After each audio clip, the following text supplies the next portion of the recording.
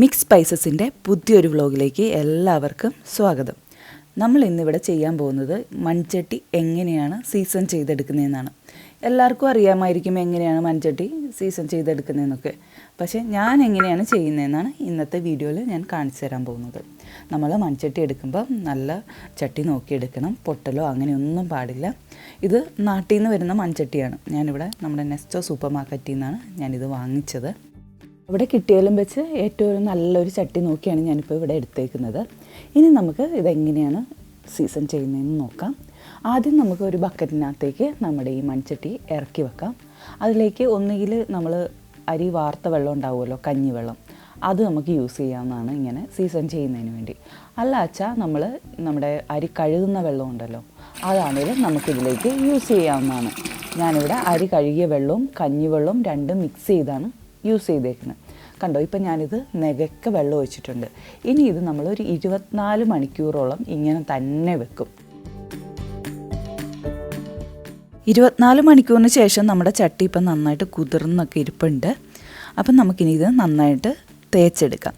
നിങ്ങളുടെ വീട്ടിൽ ചാരം ഉണ്ടെങ്കിൽ നിങ്ങളുടെ ചട്ടി തേച്ചെടുക്കാനായിട്ട് ഏറ്റവും നല്ലത് ചാരം തന്നെയാണ്. ചാരം ഇല്ലെങ്കിൽ നിങ്ങൾ സാധാരണ നമ്മുടെ ലിക്വിഡ് ഉപയോഗിച്ച് തന്നെ നന്നായിട്ട് തേച്ചെടുത്താൽ മതിയാവും.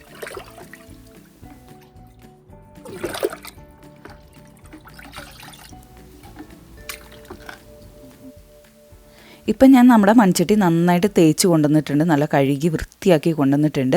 ഇനി നമുക്കിതൊന്ന് വെയിലത്ത് വെച്ച് ഉണക്കിയെടുക്കാം. നന്നായിട്ട് ഉണക്കിയെടുക്കണം, ഒട്ടും വെള്ളമൊന്നും പാടില്ല. ദേ നമ്മുടെ മൺചട്ടി ഇപ്പം നന്നായിട്ട് ഉണങ്ങി കിട്ടിയിട്ടുണ്ട്. ഇനി നമ്മൾ ചെയ്യാൻ പോകുന്ന വെളിച്ചെണ്ണ ഒഴിച്ചങ്ങൾ നന്നായിട്ട് ഇതിൻ്റെ ഉള്ളും അതിൻ്റെ ആ പിടിക്കുന്ന സൈഡിലൊക്കെ ഒന്ന് നമുക്ക് നന്നായിട്ടൊന്ന് തേച്ച് കൊടുക്കാം വെളിച്ചെണ്ണ.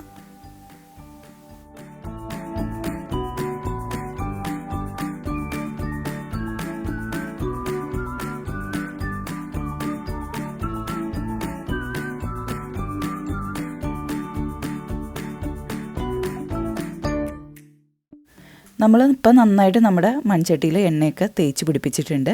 ഇനി നമുക്കിതൊരു 4 മണിക്കൂർ തൊട്ട് 6 മണിക്കൂർ വരെ വെച്ച് കഴിഞ്ഞാൽ നമ്മുടെ മൺചട്ടി തന്നെ ഈ എണ്ണ അബ്സോർബ് ചെയ്യും. അപ്പോൾ അതിന് ശേഷം നിങ്ങൾ നന്നായിട്ട് തേച്ചെടുക്കുക. നമ്മുടെ മൺചട്ടി നമ്മൾ സാധാരണ കഴുകണ പോലെ തന്നെ കഴുകി വൃത്തിയായിട്ട് എടുക്കുക.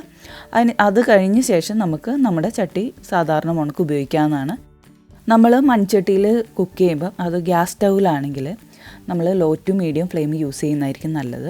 ഹൈ ഫ്ലെയിമിലൊക്കെ വെച്ച് കഴിഞ്ഞാൽ നമ്മുടെ ചട്ടിയുടെ അടിഭാഗമൊക്കെ വിണ്ട് കീറി വേഗം നമ്മുടെ ചട്ടി പൊട്ടിപ്പോകാനുള്ള ചാൻസ് ഉണ്ട്.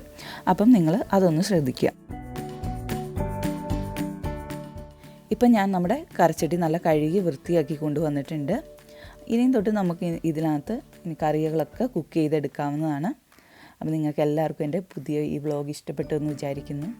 അപ്പോൾ നിങ്ങൾ പുതിയൊരു കറിച്ചട്ടി വാങ്ങുവാണെങ്കിൽ ഇങ്ങനെ ഒന്ന് ചെയ്ത് നോക്കൂ. എന്നിട്ട് നിങ്ങളുടെ അഭിപ്രായങ്ങൾ കമൻറ്റ് ബോക്സിൽ മറക്കാതെ അറിയിക്കണം കേട്ടോ. അപ്പോൾ നമുക്കൊരു പുതിയ വീഡിയോ ആയിട്ട് അടുത്ത വ്ലോഗിൽ കാണാം.